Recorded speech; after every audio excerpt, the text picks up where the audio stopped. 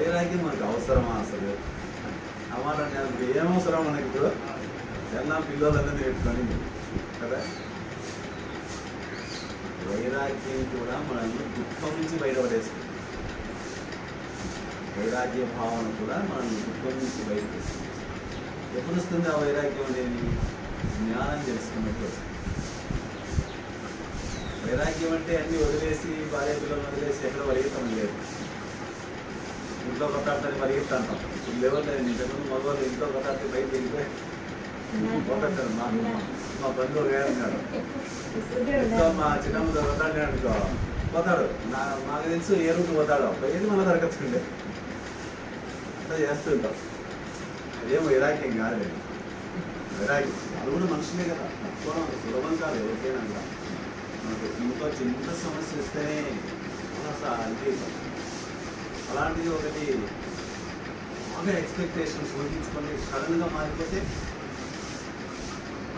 ఇంత పెద్ద గొప్ప పదవిలో ఉన్న వాళ్ళకైనా కూడా వాళ్ళు మనుషులే, వాళ్ళకు మనసు ఉంటుంది కాబట్టి సడన్గా ఏమవుతూ ఉంటే డిప్రెషన్లోకి వెళ్ళేటువంటి అవకాశం ఎక్కువ. దాని నుంచి బయటపడాలంటే ఈ వైరాగ్య భావన. చాలామంది రజనీకాంత్ వెళ్ళాడు చాలాసార్లు డిప్రెషన్లో తెలుసాను. అందుకే ఆయన హిమాలయాలకు వెళ్ళి అక్కడి నుంచి బయటపడ్డా. అందుకే ఇప్పుడు ఆయన ప్రతి సంవత్సరం హిమాలయాలు. ఎందుకంటే ఆ భావన రావడం అంత సులభం కాదు. వెంకటేష్ హీరో వెంకటేష్ కూడా ఎక్కువగా దాని మీద సాగు చేస్తాడు. ఆయన కూడా దేన్ని దగ్గర తీసుకో, ఆయన ఆధ్యాత్మిక చింతన తీసుకో వెంకటేష్. అంటే జ్ఞానం ఎప్పుడైతే తెలుసుకుంటామో అప్పుడు మనకు వైరాగ్య భావన. ఇప్పుడు ఆ డిప్రెషన్కి వెళ్ళేటువంటి స్థితి నుంచి ఎలా బయటపడవచ్చు ఈ వైరాగ్య భావన నుంచి అంటే మనం జ్ఞానం తెలుసుకున్నాము. ఒకసారి ఆలోచిస్తాం. పుట్టున్నాము, జీవిస్తున్నాము, వెళ్ళిపోతాం. ఇది అందరికీ తెలిసిందే కదా. ఒకసారి ఆ జ్ఞానం అయిపోతుంది. మనం ఏం చేసినా ఏది మనం తీసుకెళ్ళేది ఏమి ఉండదు. ఎంత పడ్డా కూడా ఈరోజు బాగానే ఉంటుంది, రేపు మళ్ళీ మామూలు అవుతుంది. ఈ లాభాలు నష్టాలు, ఈ సుఖదుఖాలు, ఈ జయాపజయాలు ఉంటాయి. ఈ మామూలే, ఇది కామన్ అని అనుకుని జ్ఞానాన్ని మనం బాగా ముందుకు తీసుకొచ్చామంటారు. ఇప్పుడు వైరాగ్యంగా ఏంటంటే మామూలు ఎలా ఇది దాన్ని కామన్ అంటే అప్పుడు మనం సేఫ్, మన బాడీ సేఫ్. లేకపోతే ఎందుకు జరిగింది అనేటువంటి ఆ విశ్లేషణలోకి వెళ్ళిపోయామనుకోండి బాడీలో ఉండే జీవక్రియలు అన్నీ దెబ్బతినిపోతాయి. ఆటోమేటిక్గా sugar level, BP level rise అవుతుంది. మనం చెప్పకుండానే రైజ్ అవుతుంది. ఎందుకంటే నిద్ర తగ్గిపోతుంది, మలబద్ధకం, జీర్ణంగా ముందు ఆహారం, జీర్ణ రసాలు ఉత్పత్తి ఆగిపోతుంది. ఎప్పటికే ఇలా జరిగి ఎక్కువ కాలం ఉన్నామనుకోండి శరీరంలో ఉండేటువంటి ఆత్మ దూరం అవుతూ వస్తుంది. ఆత్మ దూరం అయిందనే దానికి కొన్ని సింటమ్స్ ఎలా ఉంటాయంటే మనం ఏం చేస్తున్నామో మన మైండ్ తెలియదు.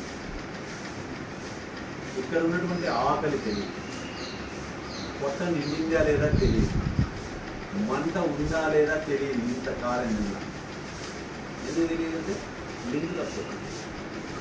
మణిపూరక చక్రానికి మైండ్కి లింక్ తప్పుతుంది. అంటే ఆత్మస్థితి మారిపోతుంది. నువ్వు ఎక్కువ అతి ఆలోచనతో అయిపోతుంది, శరీరంలో ఉన్న ఆత్మ కొంచెం దూరం అవుతుంది. నువ్వు పూర్తిగా దూరం అయితే అదే పిచ్చోడని ప్రార్థిస్తుంది. అందుకని మనకి ఈ వైరాగ్యం అనేటువంటిది కూడా జ్ఞానం తెలుసుకుంటూ వస్తుంది. పొద్దున్న లేస్తుంటే ఎన్నో జరుగుతుంటాయి, మన కళ్ళేదే జరుగుతుంది. ఇవన్నీ కామన్ కదా ఇవి అనే స్థితి మనకు రావాలి. మనకు అందరికీ తెలుసు తెలియదు. ఇప్పుడు అలెగ్జాండర్ అన్ని జయించాడు కదా. అన్ని జయించుకుంటూ వెళ్ళేటప్పుడు ఆయన అన్ని జయిస్తున్నాడు కానీ ప్రపంచ దేశాలన్నింటినీ, కానీ ఆయనలో ఆనందం రావడం కాదు. ఎప్పుడూ మానసిక ఒత్తిడితోనే ఉన్నాడు చివరి వరకు కూడా. ఏంటి నాకు ఇంత సంపద, ఇన్ని సంపాదించాను, ఇంత చేశాను, ఎందుకు నాకు రావడం లేదు అని ఒక రోజు దారిలో పోతుంటే ఒక సన్యాసి, బౌద్ధ సన్యాసి మన ఇండియా కూర్చొని ఉంటాడు. చైనా ఇండియా సైడ్ ప్రాంతం. బౌద్ధ సన్యాసులు ఎలా ఉంటారో మనకు తెలుసు. వాళ్ళు నిత్యంగా కూర్చొని ఉంటారు, ఏం మాట. ఆయన దగ్గరికి వెళ్ళారండి. పోయి ఈయన బలగం ఇదంతా చూపిస్తూ నువ్వు ఇంత నిత్యంగా ఎలా కూర్చున్నావా అదేందో చెప్పుమని కొంచెం గద్దించి అడిగాడు.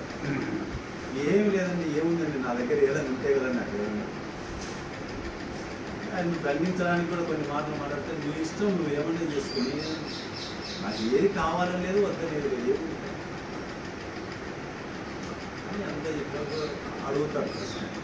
మరి ఏంటండి, నాకు ఎందుకు ఎన్ని జయించాను, ప్రపంచాన్ని జయించి వస్తుంది, నాకు ఎక్కడ అపజయం లేదు, కానీ నాకు ఎందుకు ఆనందం రావడం లేదు, నేనెందుకు ఇలా పొంగిపోతున్నాను? ప్రపంచ దేశాలు జయించావు, బయట ప్రపంచాన్ని జయించావు, నిన్ను ఇప్పుడు జయించావురా అన్న.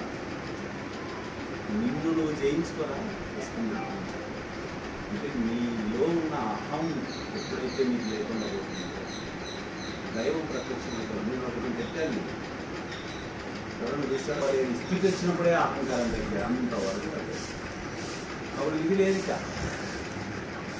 అందుకే శరీరము, శ్వాస, మనసు, బుద్ధి, చిత్తం, ఇవి 5 పొరలు. శరీరానికి 5 పొరలు, 6, 7వ పొర కూడా ఉంది. 6వ పొర ఏంటంటే ఇదో అహం, 7వ పొర ఆహం. స్వామీజీ చేసేటువంటిదంతా ఈ స్థితికి వెళ్ళడం, కానీ వాళ్ళు పడిపోయేదంతా ఇక్కడ.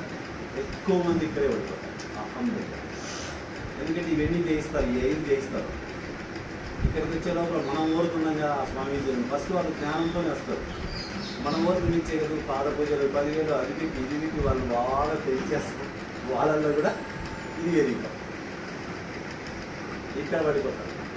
ఇది పెరిగిన వాడికి శరీరంలో జబ్బులు వస్తాయి. ఇక్కడ నుంచి చిత్తం, చిత్తం నుంచి బుద్ధి, బుద్ధి నుంచి మనస్సు, అంతవరకు ఏం తెలియదు. శ్వాస మీద పడినప్పుడు మాత్రమే కొద్ది సింటమ్స్ మన బాడీలో తెలుస్తాయి, ఏ జబ్బు కూడా. శరీరం మీద పడ్డప్పుడు మాత్రమే బ్లడ్ టెస్ట్ చేయించడం ఏదో మన టెస్టింగ్స్లో బయటకు వస్తాయి, అంతవరకు బయటకు రాదు. అంటే జబ్బు ఎక్కడ మొదలైంది, ఇక్కడ మొదలైంది, ఆటోమేటిక్గా ఇక్కడ మొదలైంది. ఈ శరీరం వరకు వచ్చిందని మనం కనుక్కోలేదు, ఇక్కడికి వచ్చినప్పుడే మనకు తెలుస్తుంది.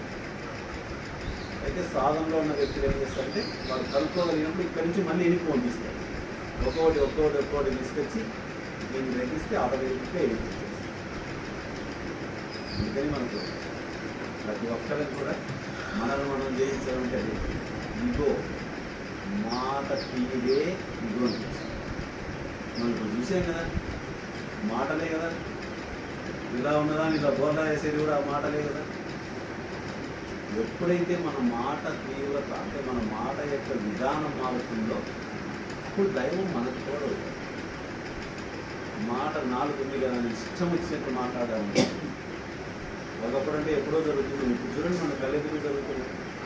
ఖచ్చితంగా జరుగుతుంది. మనకైనా ఎవరికైనా ఈ ప్రకృతి ధర్మం ఎవరు ఏం చేసేదని చూడండి.